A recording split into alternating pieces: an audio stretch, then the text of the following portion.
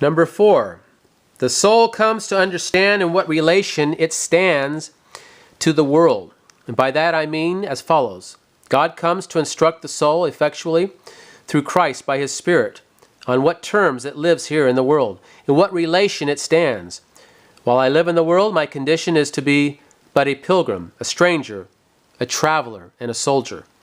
Now rightly to understand this, not only being taught it by rote, so that I can speak the word over, but when my soul is possessed with the consideration of this truth, that God has set me in this world, not as in my home, but as a mere stranger and a pilgrim who is traveling to another home, and that I am here, a soldier in my warfare.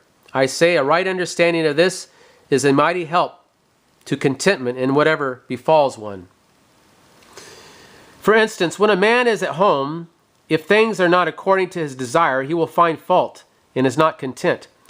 But if a man travels, perhaps he does not meet with conveniences as he desires. The servants in his house are not at his beck or are not as diligent as his own servants were, and his diet is not as at home, and his bed not as at home. Yet this thought may moderate his spirit. I am a traveler, and I must not be finding fault. I am in another man's house, and it would be bad manners to find fault in someone else's house, even though things are not as much to my liking as at home. If a man meets with bad weather, he must be content. It is traveler's fare, we say. Both fair weather and foul are the common traveler's fare, and we must be content with it. Of course, if a man were at home and the rain poured into his house, he would regard it as an intolerable hardship. But when he is traveling, he is not so troubled about rain and storms. When you are at sea, though you have not as many things as you have at home, you are not troubled at all. You are contented. Why? Because you are at sea. You are not troubled when storms arise, and though many things are otherwise than you would have them at home, you are still quieted with the fact that you are at sea. When sailors are at sea, they do not care what clothes they have, though they are pitched and tarred, and but a clout about their necks, and any old clothes. They think of when they come home, when they shall have their fine silk stockings and suits and lace bands and such things, and shall be very fine.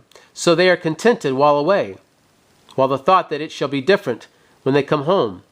And though they have nothing but salt meat and a little hard fare, yet when they come to their houses, then they shall have anything.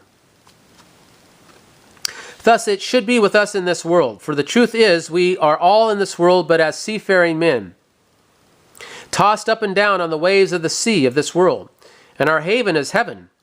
Here we are traveling, and our home is a distant home in another world. Indeed, some men have better comforts than others in traveling, and it is truly a great mercy of God to us in England that we can travel with such delight and comfort, much more so than they can in other countries. And through God's mercy, we have as great comforts in our traveling to heaven in England as in any place under heaven. Though we meet with travelers' fare sometimes, yet it should not be grievous to us. The Scripture tells us plainly that we must behave ourselves here as pilgrims and strangers. Dearly beloved, I beseech you as strangers and pilgrims, abstain from fleshly lusts which war against the soul. 1 Peter 2, verse 11. Consider what your condition is. You are pilgrims and strangers. So do not think to satisfy yourselves here. When a man comes into an inn and sees there a fair cupboard, a plate, he is not troubled that it is not his own. Why? Because he is going away. So let us not be troubled when we see that other men have great wealth, but we have not. Why? We are going to another country. You are, as it were, only lodging here for a night. If you were to live 100 years in comparison to eternity, it is not as much as a night. It is as though you were traveling and had come to an end. And what madness is it for a man to be discontented because he has not got what he sees there, seeing he may be going away again within less than quarter of an hour? You find the same in David. This was the argument that took David's heart away from the things of this world and set him on other things. I am a stranger in the earth. Hide not thy commandments from me. Psalm 119, verse 19. I am a stranger in the earth. What then? Then, Lord, let me have the knowledge of your commandments, and it is sufficient. As for the things of the earth, I do not set store by them, whether I have much or little. But hide not thy commandments from me, Lord. Let me know the rule that I should guide my life by. And then again, we are not only travelers, but soldiers. This is the condition in which we are here in this world, and therefore we ought to behave ourselves accordingly. The apostle makes use of this argument in writing to Timothy. Thou therefore endure hardness as a good soldier of Jesus Christ. 2 Timothy 2, verse 3. The very thought of the condition of a soldier is enough to still his disquiet of heart. When he is away, he does not enjoy such comforts in his quarters as he has in his own home. Perhaps a man who has his bed and curtains drawn about him, and all comforts in his chamber, has now sometimes to lie on straw, and he thinks to himself, I am a soldier, and it is suitable to my condition. He must have his bed warmed at home, but he must lie out in the fields when he is a soldier. And the very thought of the condition in which he stands calms him in all things. Yes, and he goes rejoicing to think that this is only suitable to the condition in which God has put him. So it should be with us in respect of this world. What an unseemly thing it would be to see a soldier go whining up and down with his finger in his eye, complaining that he does not have hot meat every meal, and his bed warmed as he did at home. Now Christians know that they are in their warfare. They are here in this world fighting and combating with the enemies of their souls and their eternal welfare, and they must be willing to endure hardness here. A right understanding of this fact that God has put them into such a condition is what will make them content, especially when they consider that they are certain of the victory, and ere long they shall triumph with Jesus Christ. Then all our sorrows shall be done away, and their tears wiped from their eyes. The soldier is content to endure hardness, though he does not know what he shall have, the victory. But a Christian knows himself to be a soldier and knows that he shall conquer and triumph with Jesus Christ to all eternity. And that is the fourth lesson that Christ teaches the soul when he brings it to his school to learn the art of contentment. He makes him understand thoroughly the relation in which he has placed him to this world. Number 5, Christ teaches us wherein consists any good that is to be enjoyed in any creature in the world. We have taught before that there is a vanity in the creature, that is, considered in itself. Yet though there is a vanity in the creature in itself, in respect of satisfying the soul for its portion, yet there is some goodness in the creature, some desirableness. Now, wherein does this consist? It consists not in the nature of the creature itself, for that is nothing but vanity, but it consists in its reference to the first being of all things. This is a lesson that Christ teaches. If there is any good in wealth or in any comfort in this world, it is not so much that it pleases my sense or that it suits my body, but that it has reference to God, the first being, that by these creatures somewhat of God's goodness might be conveyed to me, and I may have a sanctified use of the creature to draw me nearer to God, that I may enjoy more of God and be made more serviceable for his glory in the place where he has set me.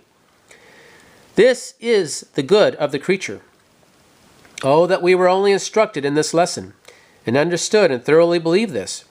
No creature in all the world has any goodness in it any further than it has reference to the first infinite supreme good of all. That so far as I can enjoy God in it, so far it is good to me. And so far as I do not enjoy God in it, so far there is no goodness in any creature. How easy it would be if we really believed that, to be contented. Suppose a man had great wealth only a few years ago, and now it is all gone. I would only ask this man, when you had your wealth, in what did you reckon the good of that wealth to consist? A carnal heart would say, anybody might know that. It brought me in so much a year, and I could have the best fare and be a man of repute in the place where I live. And men regarded what I said. I might be clothed as I would and lay up portions for my children. The good of my wealth consisted in this. Now such a man never came into the school of Christ to know in what the good of an estate consisted. So no marvel if he is disquieted when he has lost his estate.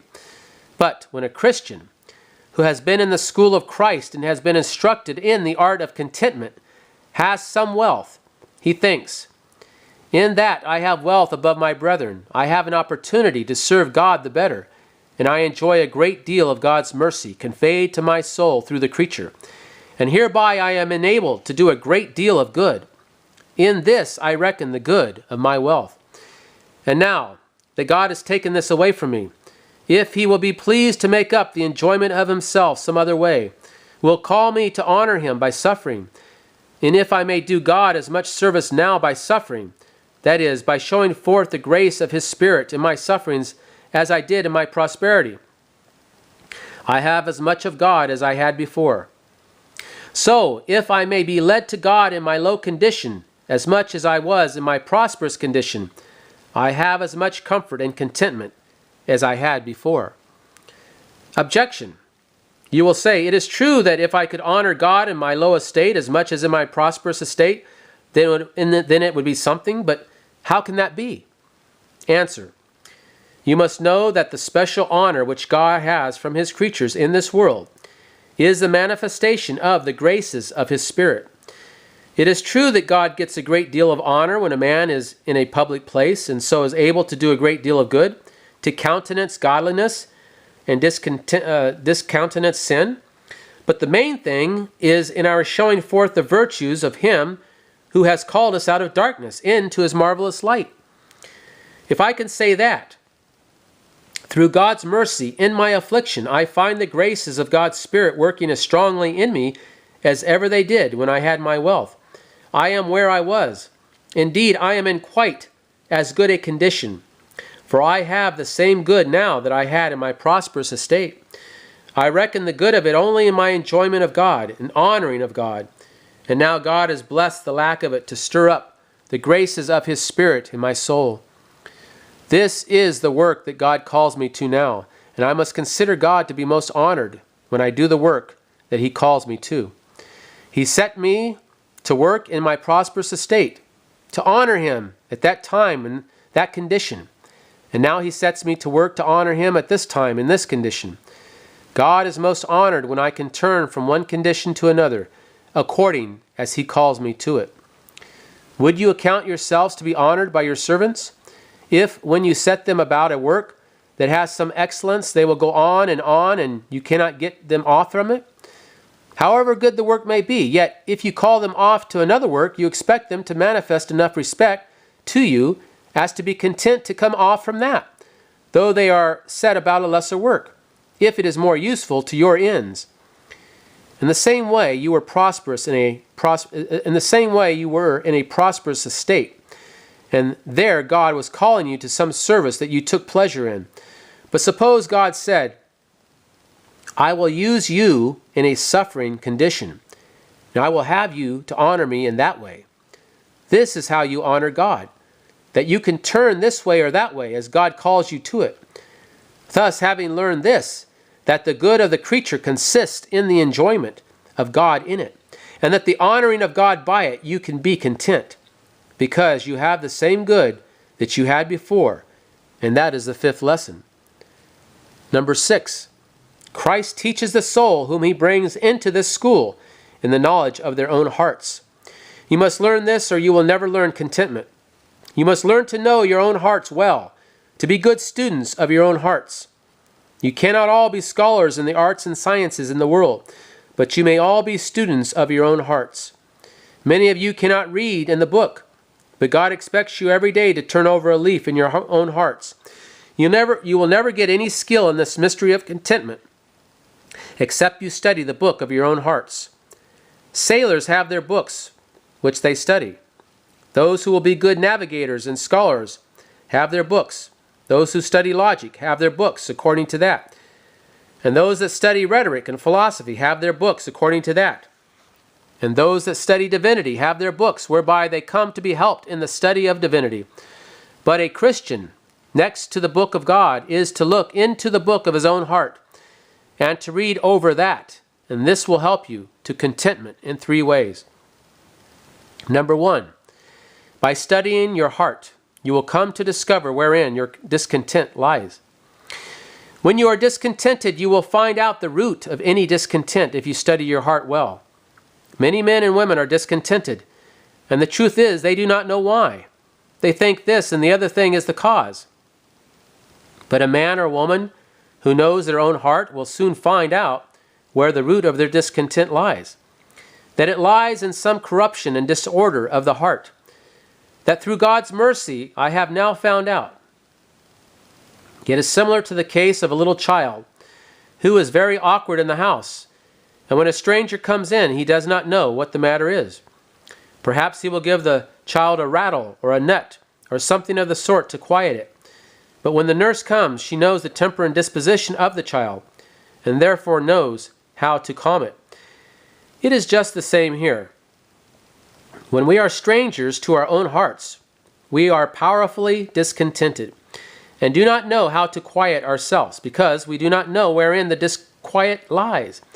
But if we are very well versed in our own hearts, when anything happens to unsettle us, we soon find out the cause of it, and so quietly become quiet, and so quickly become quiet. When a man has a watch, he understands the use of every wheel and pin. If it goes amiss, he will soon find out the cause of it. But when someone has no skill in a watch, if it goes amiss, he does not know what is the matter, and therefore cannot mend it. So indeed our hearts are as a watch, and there are many wheels and windings and turnings there, and we should labor to know our hearts well, that when they are out of tune, we may know what is the matter. Number 2, this knowledge of our hearts will help us to contentment, because by it we shall come to know what best suits our condition. A man who does not know his heart does not think what need he has of affliction, and for that reason is uneasy.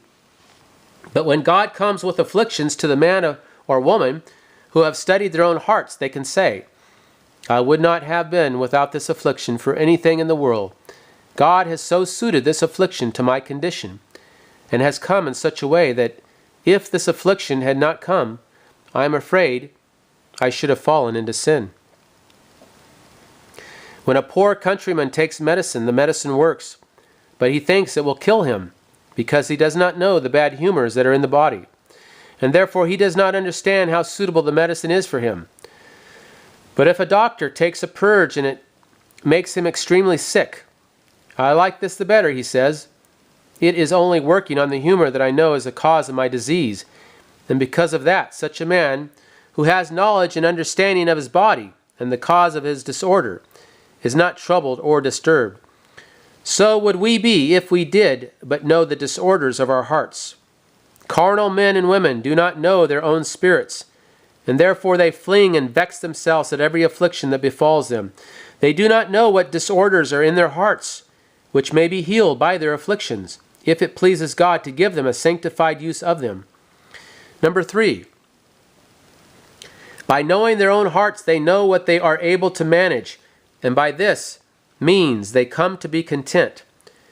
Perhaps the Lord takes away many comforts from them that they had before, or denies them some things they had hoped to have got.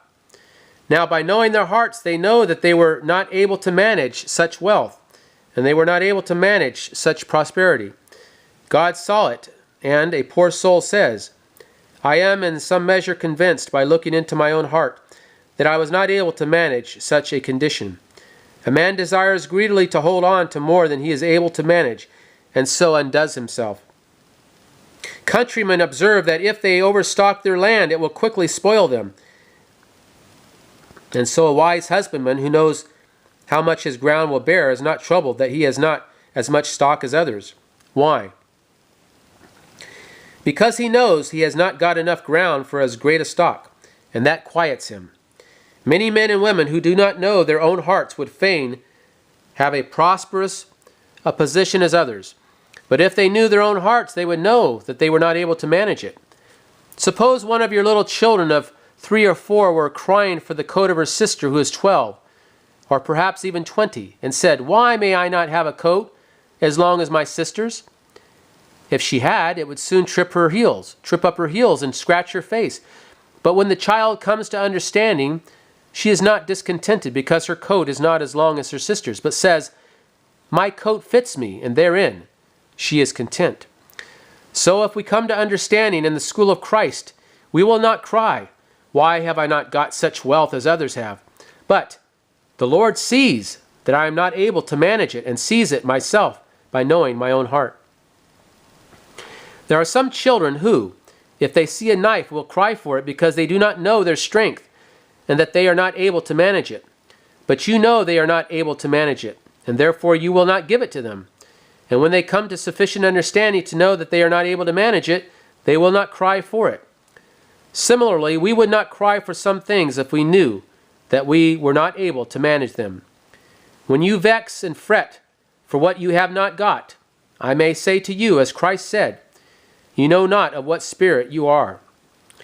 It was a saying of Calampadius to Perillus,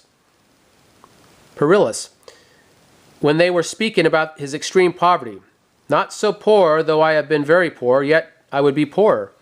I could be willing to be poorer than I am."